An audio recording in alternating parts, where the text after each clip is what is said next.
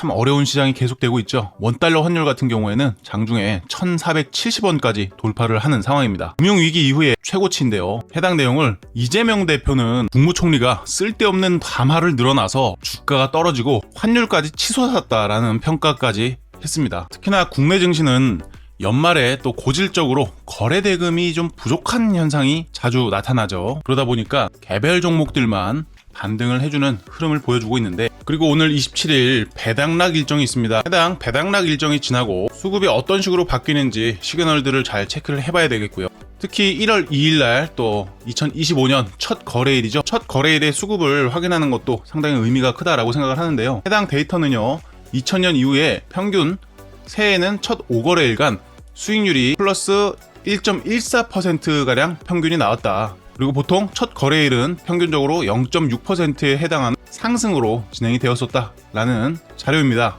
과거의 데이터들을 보면은 보통 연말에 이렇게 배당락이 있죠. 그 다음에 다음 해 첫 거래일에는 상승을 했다라는 것입니다. 보통 이런 식으로 연말에는 거래 대금이 없기 때문에 고질적으로 수급이 악화되고 주가는 하락하는 경향을 보였다면, 연초로 들어서면서 주가가 반등을 시작했다, 그러한 변곡 시그널을 보여줬다라는 것이 2000년대부터 데이터가 남아있기 때문에 해당 데이터도 일반적인 데이터보다는 신뢰도가 높은 것 같습니다. 그리고 2025년 시장이 반등할 수 있는 근거는 여기서 끝나지 않습니다. 금리 인하 사이클에 진입했다라는 거 이제는 다들 아실 겁니다. 금리가 인하되면 어떤 일이 벌어지겠습니까? 기업과 개인이 더 쉽게 돈을 빌릴 수 있게 된다는 거죠.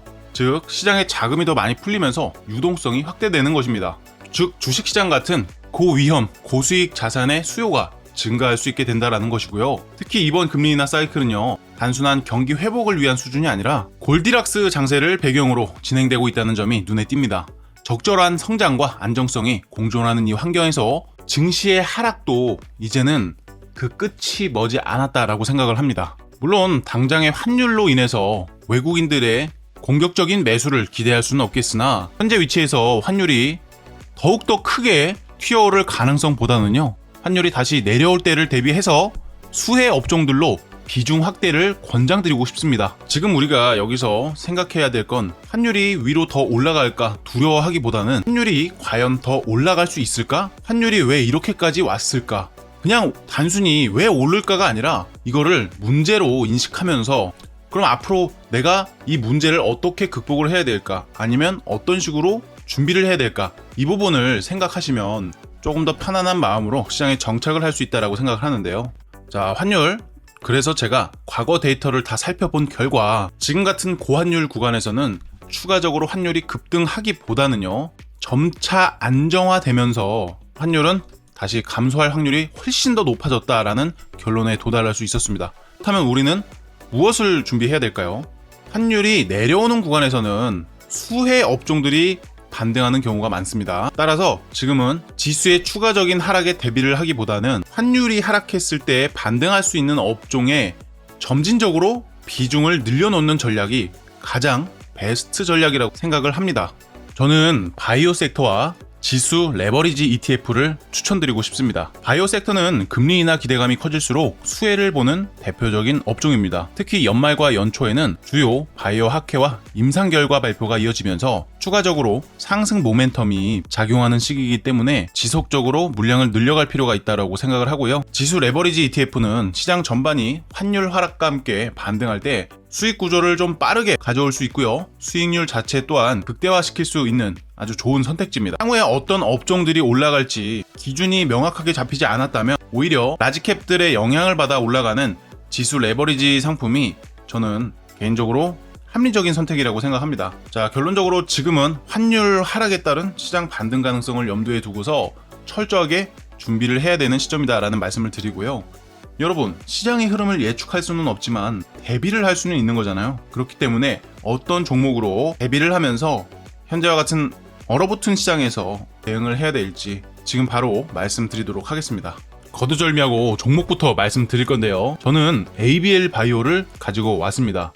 이 ABL 바이오라는 종목은요, 저에게 있어서는 어떻게 보면 상당한 효자 종목이라고 표현할 수가 있겠는데요. 저는 2020년도부터 사실 이 종목으로 계속 사고팔고를 반복하면서 물량을 떨어질 때 모았다가 올라왔을 때 팔고 또 떨어질 때 모았다가 올라왔을 때 팔면서 지속적으로 수익을 확보하게 해준 그러한 종목이었습니다. 자, 일봉 차트에서 보니까 저점끼리 선을 이어봤을 때 해당 저점은 올라가는 추세를 보여주고 있었고요. 주가의 상승이 있었을 때는 거래량이 계속해서 튀어오르는 모습을 보여주었지만 주가가 하락하는 과정에서는 사실상 가격이 오를 때보다도 상대적으로 적은 거래량이 계속해서 유입된 모습을 볼 수가 있었고요. 현재의 거래량이 가장 중요할 텐데 현재 거래량은 점진적으로 거래량이 축소가 되고 있다는 것을 보여주고 있습니다. 그게 무슨 뜻이냐면요. 가격이 하락할 만큼 하락을 했기 때문에 더 이상 매도자가 많이 나오지 않고 있기 때문에 거래량이 계속해서 빠지고 있다라고 볼 수가 있습니다. 또한 ABL 바이오의 수급 현황을 보면은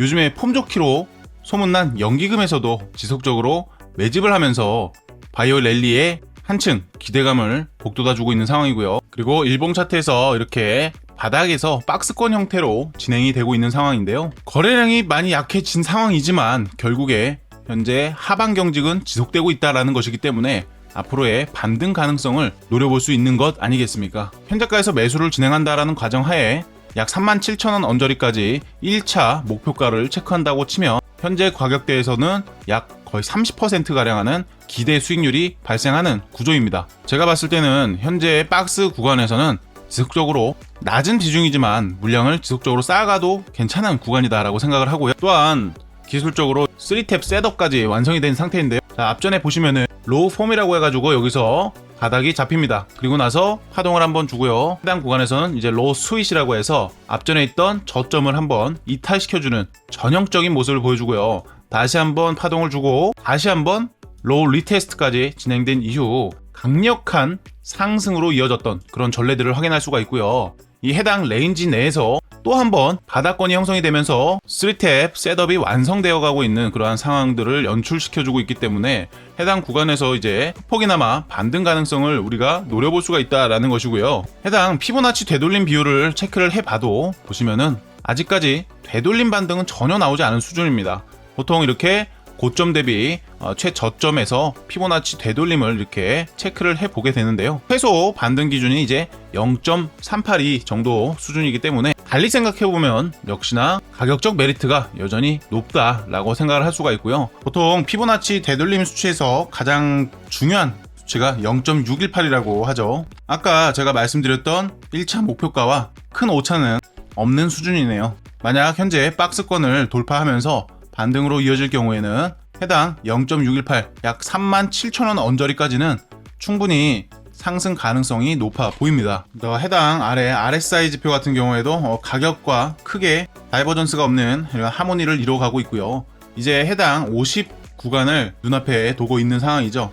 해당 RSI 지표 같은 경우에는 현재 주가가 과매수권인지 과매도권인지를 보여주는 가장 직관적인 지표입니다. 보시면 과매도 구간에 들어서니까 역시나 가격이 하락하게 된 부분이고요. 현재 같은 경우에는 중립 정도, 중립 그 이하 정도에 있다라는 거, 여전히 가격적 크게 줄어든 상황이다라는 것을 설명해주고 있는 것이고요. 현재 MACD 같은 경우에도 이제 시그널선이 0 밑으로 내려온 상태에서 천천히 올라오고 있는 상황을 보여주고 있습니다. 해당 MACD 시그널선 자체가 이 0% 위로 올라와 줘야 제대로 상승으로 자리를 잡는다는 해석도 가능하니까요. 해당 MACD 또 지표를 켜서 확인해 보시는 습관을 가져가시면 굉장히 도움 되실 겁니다. 지금 같은 경우에 비중을 많이 실을 수는 없다라고 말씀을 드렸어요. 저는 이렇게 종합적으로 각종 보조 지표들도 확인을 했을 때 내린 판단이고요. 해당 MACD 시그널선이 결국에는 0에 수렴하는 그런 구조에서 조금 더 적극적인 비중을 투입할 수가 있다라는 말씀을 드리는 거고요. 그리고 또 RSI 지표를 보실 때 그냥 단순히 70 근처에 있느냐 뭐 30 근처에 있느냐 이것만 보시는 분들이 계시는데요. 제가 개인적으로 이렇게 기준을 만들어 놨습니다. 자, 여기 RSI 고점이 보이실 겁니다. 고점 보이시고, 자, 고점과 고점끼리 또 선을 이어보면은 이런 패턴이 나옵니다. 하락 추세선이 나온다는 거죠. 그러면 현재 RSI는 하락 추세선을 돌파하고 리테스트까지 나온 상황이다. 이러한 부분도 감안했을 때 여기서 고개를 들어주는 그런 형국으로 간다면 반등도 강하게 나올 수 있는 자리다라는 것을 여러분들이 좀 인지를 하고서 시장에 참여를 하시면 조금 더 우월한 심리로 대응을 해 나갈 수 있으실 거라 생각을 하면서 간단하게 텔레그램방 광고 한번 하겠습니다. 물론 광고라고 해서 유료가 아니고요. 무료 텔레그램 정보방입니다. 이제 여러분들이 내가 기준이 좀 부족하다거나 어떤 식으로 앞으로의 대응 방안을 가져가면 좋을지 어려우신 분들도 분명 계실 거 아닙니까? 이렇게 실시간으로 공부하실 수 있게 시장 정보 올려드리고요. 직접적으로 종목에 대한 브리핑과 타이밍, 언제 매수를 해야 되는지, 언제 매도를 해야 되는지 이러한 타이밍까지 같이 잡아드리고 있습니다. 입장 방법은 화면 상단에 보이는 연락처를 통해서 숫자 1번 보내주시면 확인되는 대로 해당 카톡방이든 텔레그램방이든 선택하셔서 들어오실 수 있게 링크를 남겨드릴 거고요. 당연하게도 저는 무료라고 말씀을 드렸고요. 그럼 오늘 영상은 여기서 마무리하도록 하겠습니다. 감사합니다.